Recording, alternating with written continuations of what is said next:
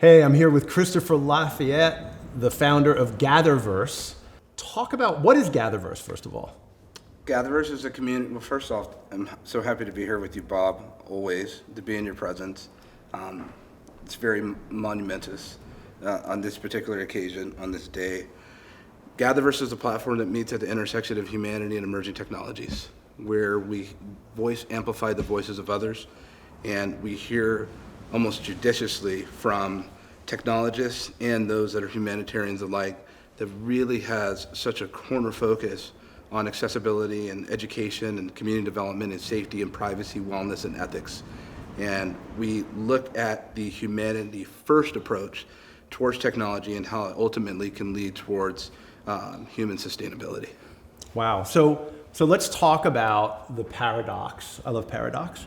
The paradox of the dystopian view of virtual reality, right, and the metaverse and spatial computing, whatever you want to call it, this immersion into computer worlds, and conversely, the abundance mentality, which I think you hold, and I know Peter Diamandis holds of that this technology is exponential and it's going to create so many more opportunities and it's going to open up things for us to evolve and progress. And how do you hold that?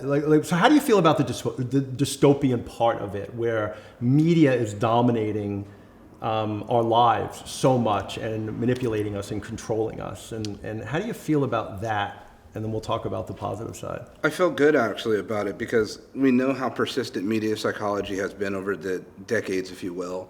But we're at such a place right now where we see so many different communities able to form and to be able to develop their own narratives and their own media, and still at the same time be confronted with their own cognitive biases that they deal with internally, externally, implicit and implicit, explicit and implicit.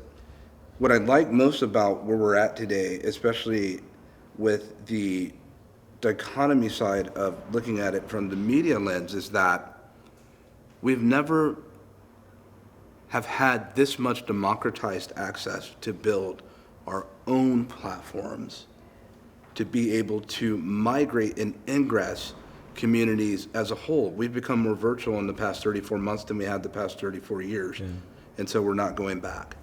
Where is VR going to take, where's this device? Let's talk about the Apple device, right? Because they didn't mention virtual reality once, they mentioned augmented reality once, and really double down on spatial computing.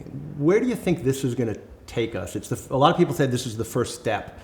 Well, first step towards what? Where do you think we're going with this stuff? I think it's a lifestyle device. I think this takes us where we've always been headed. This shouldn't be for folks such as like myself and yourself, Bob, and many other people that have been in this space and really are those that study technology and emerging technologies and applied sciences. The idea was for us to never just continue to stare at our devices, but to one day operate and live within them. And what Apple has done is, in a very roundabout way, in classic Apple fashion, is waited to be really the last big entry to come in and take an examine look at all the other so-called competitors, if you will, that have entered into this environment of spatial computing, because spatial computing is not new phrasing. Yeah. It's something that's been around for many years. But what Apple has done is they've gone internally through the revision and refinement processes, and they've really reached in what we call the trough of disillusionment. And they reached into the trough and said, okay, we see this failed data, and we see within this data this opportunity, and where others have failed, we will attempt to make the opportunity to succeed. Do they actually get it right when it comes to price points and accessibility? Not necessarily, but they have to justify it in their first rollout. And I was talking to Jeremy Dalton, and I think he made a great point, is that their first rollout will lead to more opportunities for access headsets for those in the consumer index. But right now we know that this is going to be a fringe offering into the market. But what I really like about it most is that it stimulates the idea of spatial computing horizontally instead of it being a very mild vertical focus as it's been for so many years. And it really is complementary to the other emerging technologies of regenerative pre-trained transformers and large language foundational models that we're seeing. And what I think that this ultimately leads into within the next 36 to 60 months is what we'll be calling immersive intelligence, and looking at not only how artificial intelligence is a single variable equation, or looking at the metaverse or XR or spatial computing as a single variable equation, but we have to start looking at these narratives as multivariable equations. And so how do they cross-parent and merge together?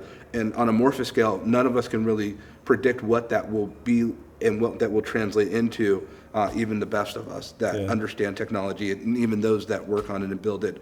Unlike many of us, where we have a view, Bob, is we've been given the opportunity to look at what these technologies look like in the hands of consumers and enterprises, but also hear their voices of expressions and what it ultimately translates into. And so I think this is a good time for those that do not work at Apple, that do not work at Meta, do not work at these big platforms, because they still will need the technologists of the world and those that are really understanding how their technologies are impacting society on a mass scale, what that'll look like. And so they need these type of inputs from our industry. From a humanities standpoint, one of the things I thought about when they unveiled eyesight, which is, that outward-looking vision of your eyes to the people in the room, that actually, I wonder if we're going to look back on that and realize that's the very first example of human augmentation,